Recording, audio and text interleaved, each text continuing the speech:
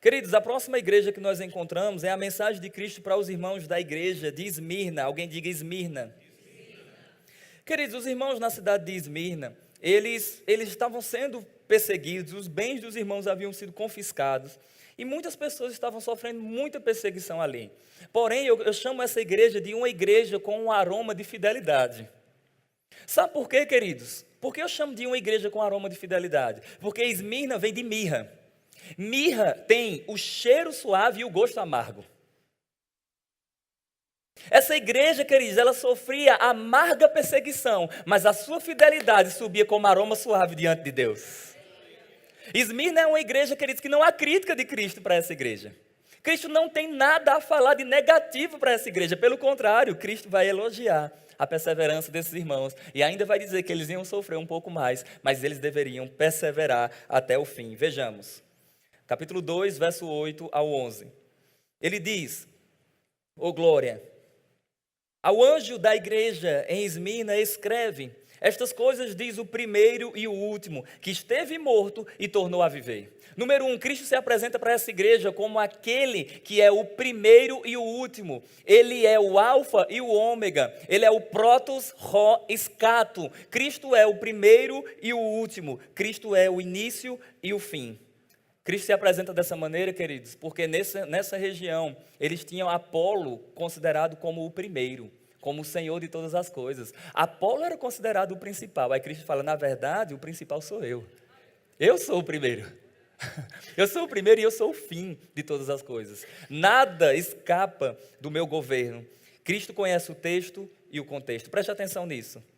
Alfa e ômega não quer dizer apenas início e fim. Isso quer dizer também que alfa e ômega resumem as demais letras. Isso quer dizer que Cristo é o Senhor da história. Amém? Ele não só conhece o início e o fim, mas ele conhece o conteúdo. Ô glória! Vamos avançar. O texto diz: conheço a tua tribulação, ou as tuas obras também. E ele diz assim: e a tua pobreza, mas tu és rico. E a blasfêmia dos que a si mesmos se declaram judeus e não são, sendo antes da sinagoga de Satanás. Não temas as coisas que tens de sofrer. Eis que o diabo está para lançar em prisão alguns dentre vós. Aí ele diz: e tereis, para ser expostos à prova, e tereis tribulação de 10 dias, ser fiel até a morte, e dar-te-ei a coroa da vida. Quem tem ouvidos, ouça o que o Espírito diz às igrejas. O vencedor, de nenhum modo, sofrerá dano da segunda morte. Tem algo que eu quero falar aqui para vocês. Essa igreja aqui teve como líder principal um homem, um pai da igreja, chamado o bispo Policarpo. Policarpo, aos 86 anos, queridos, foi levado diante das autoridades. E o magistrado disse assim: amaldiçoa esse seu Jesus, senão você vai ser queimado vivo. Ele disse assim: o fogo que está prestes a me queimar, em pouco tempo se acabará. Mas o fogo do inferno que te aguarda jamais se acabará. 86 anos eu tenho servido ao meu rei. Nunca ele me fez mal nenhum. Como poderia eu amaldiçoar o meu rei e o meu Senhor? Diz a história que atearam fogo nele. E o vento não deixava a chama consumir Policarpo. Até chegar o momento em que o soldado pega uma espada e atinge o coração dele. Mas ele não negou a fé no Senhor Jesus. Essa igreja é um referencial para nós de perseverança em meio às circunstâncias, de perseverança em meio às tribulações. Independente das coisas que possam nos afetar, nós devemos sofrer firmes no Senhor. Como assim sofrer firmes no Senhor? Porque existe um sofrimento respaldado pelas Escrituras. Nós podemos sofrer biblicamente. A palavra do Senhor fala que nós temos como honra, queridos, não sofrer como malfeitor, mas sofrer por causa de Cristo. Isso é motivo de alegria, queridos. Eu quero dizer para você, queridos, que se é para ser perseguido por minha fé, que venham as perseguições. Que venham as perseguições. Eu só sei de uma coisa: a presente tribulação não pode ser comparada com a glória que em mim há de ser revelada. Porque nós estamos provando uma leve e momentânea tribulação. Mas existe um peso de glória que está nos aguardando. Alguém dá um glória a Deus? Aleluia. Então, queridos, eu não vou ceder às circunstâncias.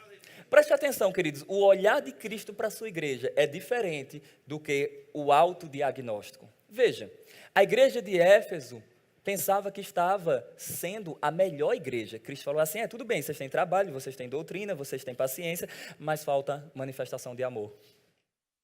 A igreja de Esmirna, não, é uma igreja pobre, é uma igreja que tem suas dificuldades. Cristo fala assim, vocês estão vendo pobreza, eu estou vendo riqueza.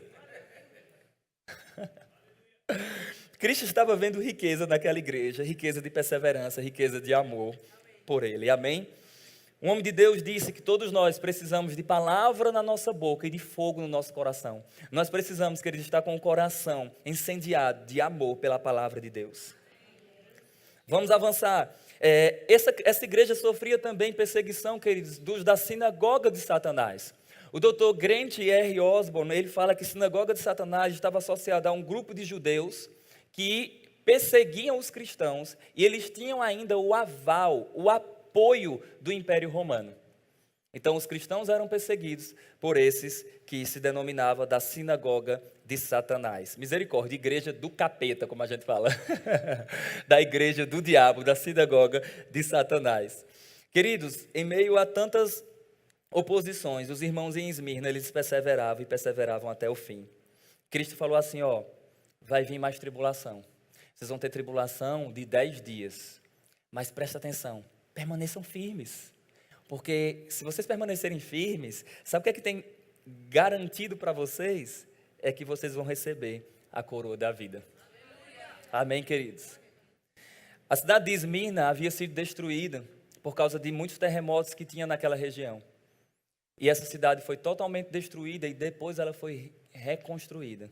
Eles sabiam o que quer dizer exatamente ser destruído e ser restaurado. Porque é assim que Cristo se apresenta. Eu sou aquele que fui morto, mas eis que vivo. Ou seja, assim como a cidade é um exemplo para vocês de que é possível que alguém aparentemente prove destruição, mas ressurja, assim aconteceu com o Senhor da glória. Ele morreu, mas ele ressuscitou ao terceiro dia. Vamos avançar. O texto diz, no verso, continua, né? Ser fiel até a morte, dar-te-ei a coroa da vida. Essa coroa da vida está associada, queridos, a galardões. Olha comigo o verso 11. Quem tem ouvidos, ouça o que o Espírito diz às igrejas. O vencedor de nenhum modo sofrerá dano da segunda morte. Queridos, a segunda morte é a perdição eterna. Cristo estava dizendo aqui para essa igreja, o Império Romano e as circunstâncias podem tirar de vocês o dinheiro, pode tirar de vocês os bens materiais, pode tirar de vocês até a própria vida de vocês, mas saibam de uma coisa, perder a vida por Cristo é sinônimo de ganhar a vida eterna. Aleluia! Então, queridos, não tenhamos medo da morte, amém? Aleluia! Diga, eu devo ser um crente em Esmirna. Aleluia! Oh, glória a Deus. Teria tantas coisas para falar, queridos, mas a minha proposta aqui é trazer uma visão geral.